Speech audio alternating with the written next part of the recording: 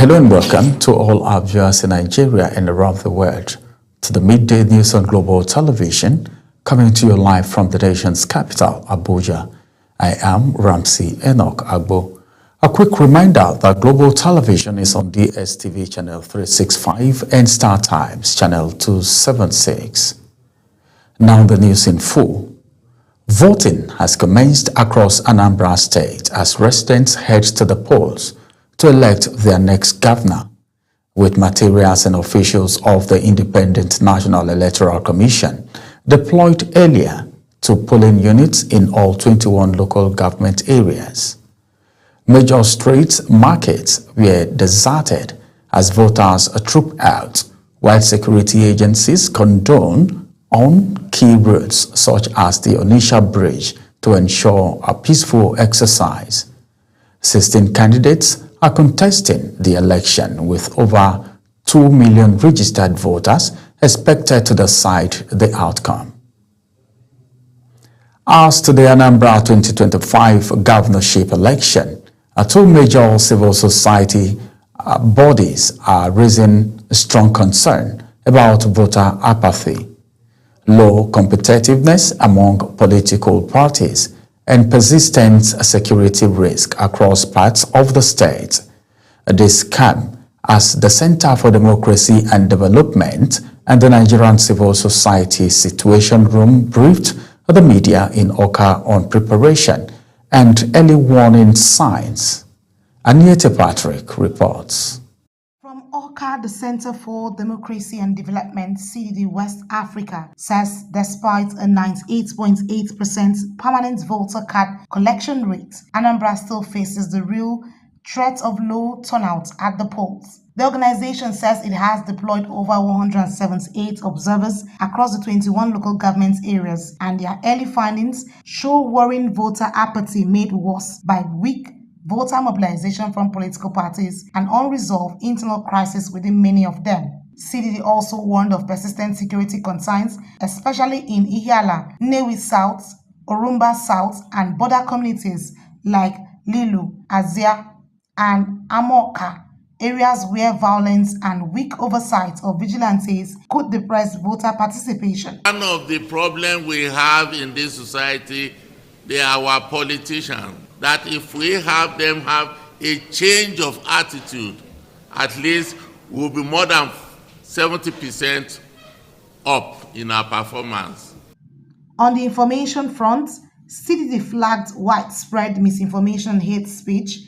7 major patterns were identified for manipulation of security narratives and religious divides, to distorted campaign messages and gender-based attacks encouraging women's political participation. While it is ordinarily heartening to note INEC's report of a 98.8% PVC collection rate, there is still some concern that this will not translate into a high enough voter turnout. To address this, the group has activated its Election Analysis Center to track and counter disinformation in real time.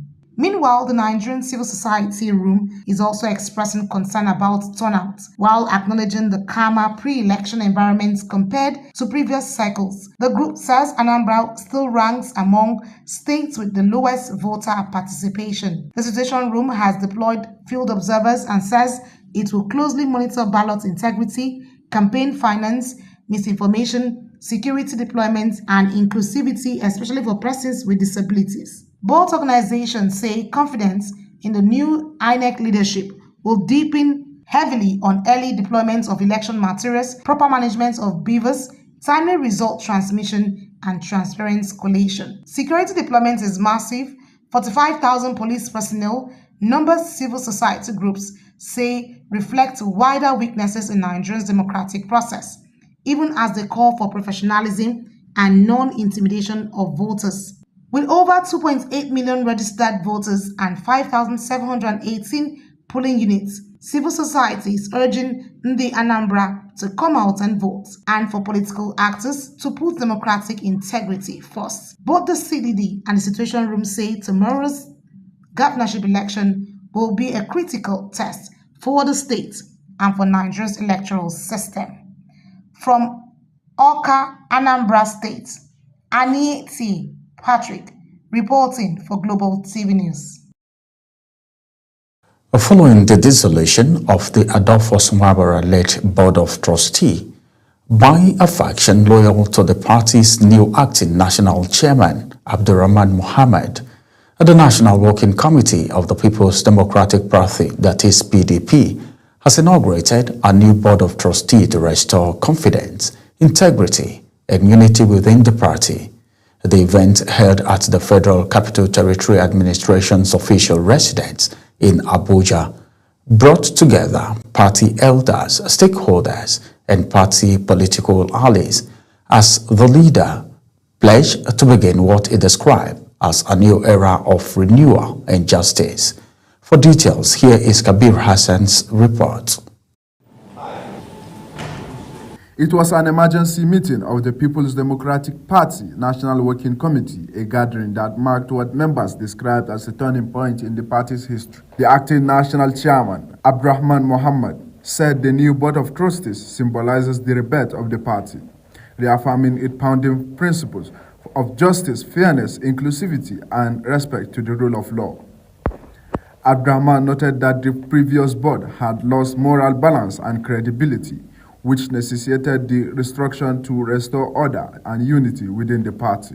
Today marks another significant turning point in the life of our great party, the People's Democratic Party, PDP. We have come together not merely to inaugurate a new Board of Trustees, but to renew our faith in the ideals that give birth to this great political family, for justice, fairness, inclusivity, and respect for the rule of law. The newly inaugurated Board of Trustees is chaired by Senator Mao Onahabunwa, with Isa Dansidi serving as secretary. Both leaders pledges to uphold unity, fairness, and discipline while working closely with the National Working Committee to strengthen internal democracy and restore public trust in the PDP. And I believe that if we continue in this way, in keeping with our constitution, tenets, abiding by our rules and regulations, our party will definitely be the party that it is known for. With the theme beginning of new era, the new leadership assured members of its readiness to reform the party structure, promote accountability, and ensure respect for the rule of law. The PDP leadership expressed optimism that the renewed focus on fairness and inclusivity will help reposition the party as a credible alternative in Nigeria democratic space. Kabir Hassan reporting for Global TV News. The Federal Fire Service has announced plans to strengthen its partnership with the Tertiary Education Trust Fund to enhance fire safety in Nigerian tertiary institutions. This came to the fore when officials of the fire service, led by the Controller General, paid a courtesy visit to TED Fund in Abuja. Global Television correspondent reports. Speaking during the visit, Controller General of the Federal Fire Service, Samuel Adeyemi, highlighted the need for improved fire prevention measures in universities and colleges. He proposed closer collaboration between both agencies in the installation of firearms, smoke detectors, and extinguishers in all buildings funded by TED Fund, as well as regular safety inspections and fire education for students. Federal Fire Service, we are here today to strengthen the existing relationship that we have with State Fund. The more 2024, about 3 federal universities hostels was gutted by fire. The investment Test Fund is doing is large. Then me, myself, and the management, we sat down that we need to collaborate with TED Fund. The TED Fund's Executive Secretary, Aksoni Echono, commended the initiative, describing fire safety as essential and pledging to ensure that all tertiary institutions under the Fund's project incorporate fire prevention facilities, including mini fire stations, where possible. Fire protection is so essential. Bringing the classification of the buildings, ensuring that you have fire protection devices, the water hydrant, fire hydrants, the sprinkler systems for the bigger buildings, smoke detectors, and all the other facilities that have become so integral. In many countries, it's a prerequisite. So you cannot reuse any building unless you have those in place. But more importantly, you also need to educate the people. Educating people on the cautiousness and what to do in the event of fire. It's something that should not only be limited to us and our premises, but to all our beneficiary institutions. The collaboration is expected to go a long way to prevent fire outbreak in and around state fund facilities and save the lives of both staff and students as well as properties of tertiary institutions in Nigeria. Ramsey Enoch.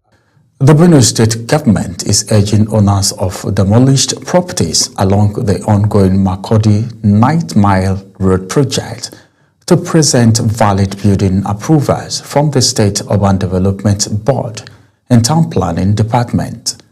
The government says this will enable affected persons to benefit from the ongoing compensation exercise. Global Television News correspondent Felicity Ndere reports. The Benue State government has begun clearing structures to pave way for the dualization of Federal Road from Wurukum in Makurdi to 9 Mile in Enugu State, a project covering over 500 kilometers. Following the demolition, residents and property owners, including the newly commissioned Tinubu Campaign Organization and the African Democratic Congress, ADC, have expressed concern over the exercise. Responding to the complaints, Director of Civil Engineering and Desk Officer for Compensation, Engineer Solomon Wombo, appealed to affected persons with valid documents and approved building plans from the State Urban Development Board to present them for compensation. Let me cite an example. We have destroyed Ashafa filling station. Why is he not complaining? We have destroyed Zenith Bank. Why is he not complaining? We have destroyed the Atorutio estate. He is not complaining. We have destroyed Eko Bank. He is not complaining. We are going to destroy Kabis now. Kabis will not complain. They have presented valid document of a development approval. For the issue of demolition at that APC premises and ADC. ADC for sure, all of them know they have developed outside the property line.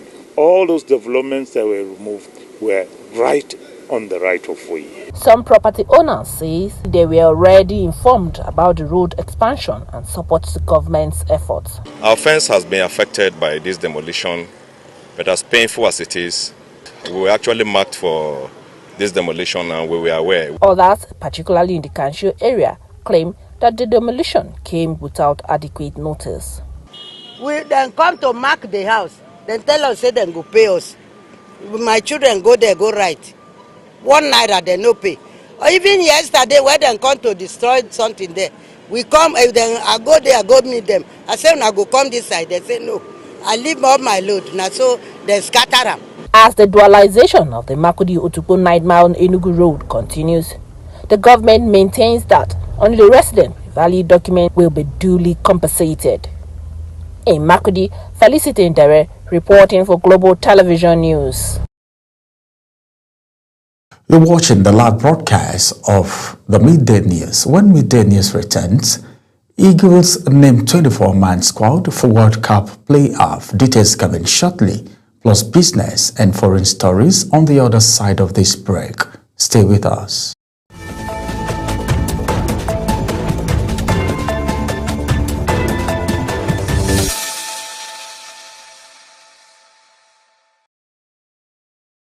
Welcome back from that break. Now we'll take you to the world of business, where the Central Bank of Nigeria says the ongoing recapitalization of commercial banks is essential to achieving the federal government's ambition of building a 1 trillion naira economy by 2030.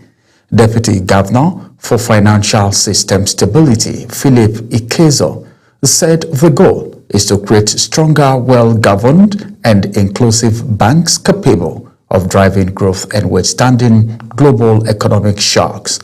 He added that the reform is meant to build a resilient financial system that supports innovation, development, and long-term stability. In the meantime, fresh data from the Central Bank of Nigeria shows that commercial banks deposited 4.8 trillion naira in the Apex Bank's standing deposit facility as of November 7, reflecting one of the strongest liquidity surpluses this quarter. The figure indicates that many banks prefer risk-free overnight parking at the Central Bank of Nigeria, which offers 28.8% interest rate, rather than lending to the real sector. Analysis said while liquidity appears high on paper, smaller banks still face tight funding conditions as large lenders dominate excess reserves. Now to the foreign scene. The African Union Commission has rejected U.S. claims that the Nigerian government is complicit in the targeted killing of Christians, calling the allegation unfounded and contrary to Nigeria's constitutional guarantees of religious freedom. In a statement from its headquarters in Addis Ababa, the AU reaffirmed its commitment to sovereignty, non-interference, and the rule of law as the core principle of the Union. The Commission described Nigeria as a valued member playing a key role in regional stability, counter-terrorism, and community integration. Fears of the fracturing global resolve loomed over climate talks in the Brazilian Amazon as the world leaders acknowledge their failure to contain global warming to agreed limits.